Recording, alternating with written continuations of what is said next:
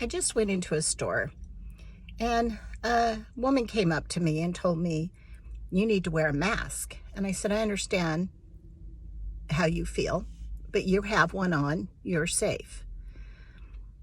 Then I told her if she'd like, I'd be more than happy to take my medical degree and show her that if she shows me her medical degree. She said to me that she just came from her doctor, so she knew stuff. The sad part is the woman isn't anybody that I would be upset with. I feel sorry for people because they really truly do not understand what is happening to them. They are living in fear. I explained to her that I had already had COVID. She explained to me that the news told her it's mutating.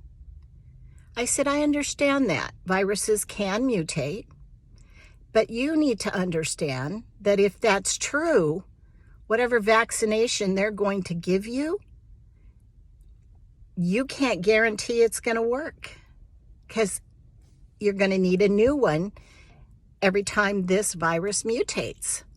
So obviously she has no idea what mutating means for a virus. And I'm coming across a lot of good people, kind, nice, really caring people who want to understand this, who want to understand what's going on. The first thing I ask the young people, how many young people do you know your age who have died of COVID? Out of the literally hundreds of young people I've asked that question to, their answers are always the same: none. I ask them, how many have you known to get really so sick that they almost died from it? The answer they've given me is none. Then when I talk to elderly people, they all have maybe one, but that was someone usually that they knew who was in a nursing home or who was very sick anyway.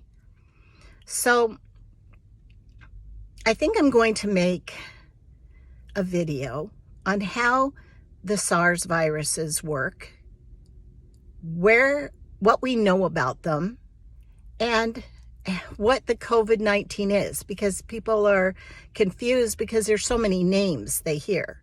They hear COVID, they hear COVID-19, SARS-2, then they hear about a H1N1. People are truly confused. And I'm noticing the medical community has done a great disservice to the American people. They use big words that a lot of people don't understand. Most people don't really understand mutating or what that means. This has just become a sad display of how uneducated